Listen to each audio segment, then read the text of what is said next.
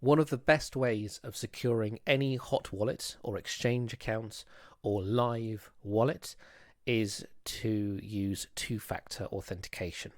Now, two-factor authentication asks you for a code, usually 6 digits, every single time you want to deposit or withdraw. And that code is decided by the time of the transaction. Basically, every single 30 seconds, a new code is generated, and the exchange knows what the code is going to be, and it synchronizes basically. So if your clock is wrong, then two-factor authentication isn't likely to work. So that's one thing to watch out for. If two-factor authentication goes down, it's usually because your clock isn't accurate, and the clock is the kind of centerpiece of two-factor authentication. So this is a new crypto account with Binance that I have set up specifically for this purpose. So none of this will actually exist by the time the video goes out for security purposes.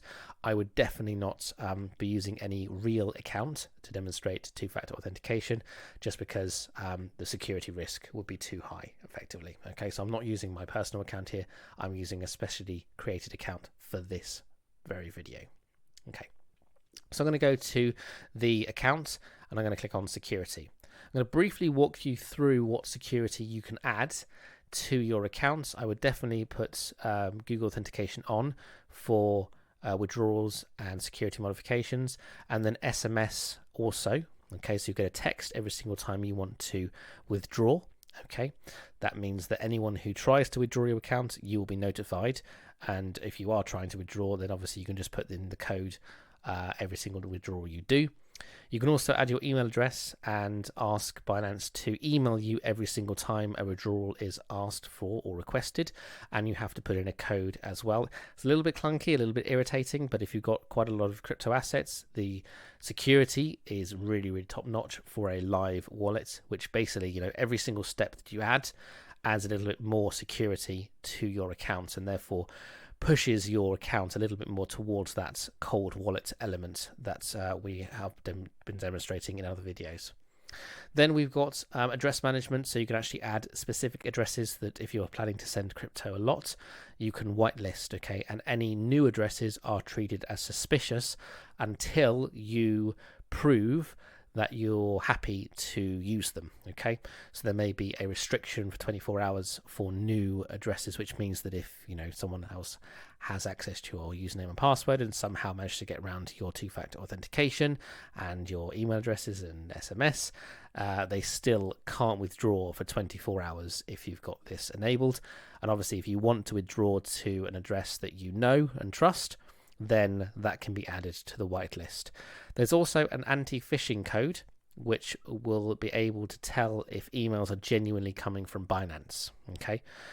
Which you can add to all the emails and all the communications from them to know that they are genuinely providing a communication from them.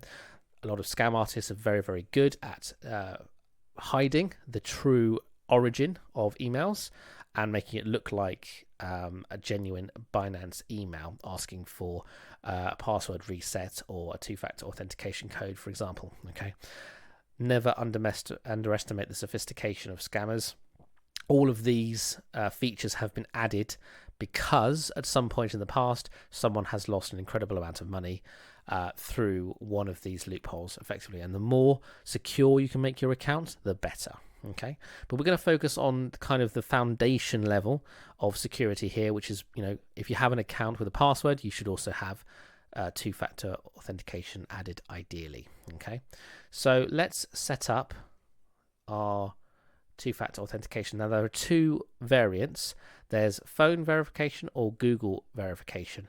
Now, I'm going to be using the phone verification. Okay, there is a specific app called Google Authenticator that we can use, but you can choose to use that or you can choose to use your phone. Okay, so I'm going to use phone, and what it will do is you will put the telephone number in, and you can add to do SMS verification and email verification as well. Okay, so let's actually go back for a second and look at the app as well, because I also use a specific app called Authy, which has a desktop wallet and a mobile phone application as well, and you can download those from the App Store or download from Google Play. Okay, so I actually happen to have the app enabled already on my device, so let's go next.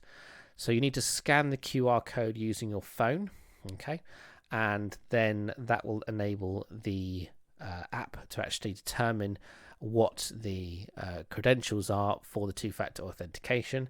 And then if you go to next, you can actually copy this code that will allow you to reset your two-factor authentication if you wish, similar to a backup key for a wallet, and then you'll have Google Authenticator enabled at the next step. Okay, so we're going to go back and we're going to actually do that now. So I'm going to go through that process with the video paused, and then you'll be able to see it live in action when I try and log out and log back in again in a moment.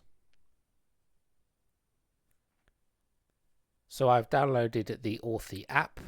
I have scanned the QR code. I have made a note of my backup key in a notepad document that I've saved and backed up. And now I'm enabling the Google Authenticator. So I've been emailed a code to my email address, and that code is here. I'm just going to copy that and paste that over into this. And I'll go on the application itself on my phone and find the code. There's also a desktop app that I could use if I wished, and this renews every 30 seconds. So I've got 742412. Okay, I'm going to click submit, and that has now added two-factor authentication to my account. Okay, so what I'm going to do now is I'm going to log out of the account, and I'm going to show you how to log in using two-factor authentication on your desktop application rather than using the telephone. And what I've done is I've synchronized the app on my phone to my desktop, and you should hopefully see the entire process from an account perspective when you're logging in, and know that your account is more secure now because you're using two-factor authentication. Okay, so what I've done is I have downloaded the Twilio Authy app onto my desktop computer as well as my phone. And what I'm going to do now is I'm going to synchronize both of them using the backup device that I implemented during the 4-stage process of setting up that two-factor authentication. Remember the code that I needed to jot down and store? I'm actually going to use that so that they can synchronize. Okay, so I'm going to add account, and I'm going to go for a generic color, and I'm just going to create a name which is Binance Demo. It's a 6-digit code, and I'm just going to save that now. Okay, brilliant. So that's created that. Okay, and notice that it changes every 30 seconds or so. So I'm going to use a different code every 30 seconds in order to log in. If you notice that the code isn't loading or isn't changing, then that's usually a timing problem, but hopefully we'll get a new code. Fantastic. And what I'll be able to do is I'll be able to copy that from my desktop wallet, click login, prove that I'm not a robot using the puzzle piece, and paste the code into the application, and then it will log me in, and I will know that all of my assets, whatever I use, are now doubly secure than before, because I'm using two-factor authentication, not just a password. And every single time someone wants to log in or exchange or transfer or withdraw, they will be asked to provide that two-factor authentication code, which is available on my desktop computer or on my phone, which is also password protected. So it's the ultimate level of security for any wallet or exchange account, and I would definitely recommend that you have it in place.